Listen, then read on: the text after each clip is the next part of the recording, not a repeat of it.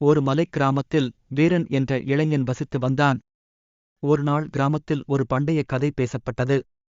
அந்தக் கதை பஞ்சமுக திலகம் என்ற மந்திரக் கல்லைப் பற்றியிருந்தது. வீரன் தன்னுடைய நண்பன் கார்த்திக் மற்றும் தோழி மாயாவுடன் தன் பயணத்தைத் தொடங்கினான்.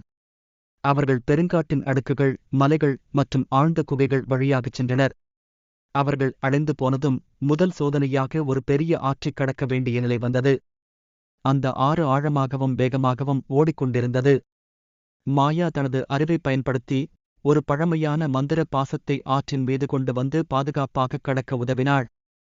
பின்னர் அவர்கள் ஒரு மாயக் குகைக்கு வந்தனர். அந்தக் குகையில் ஒளிந்திருந்த பாம்பு மந்திரவாதி அவர்கள் எதிர்கொண்டார்.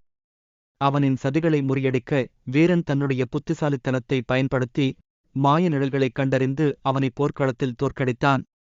அடைந்த சோதனைகளுக்குப் பிறகு வீரன், கார்த்திக் மற்றும் மாயா ஒரு பிரம்மாண்ட குகைக்கு வந்தனர்.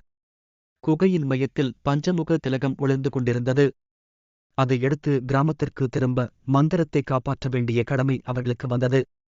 அவர்கள் கல்லை திரும்பக் கொண்டு வந்தபோது கிராம மக்கள் அனைவரும் மகிழ்ச்சியடைந்தனர்.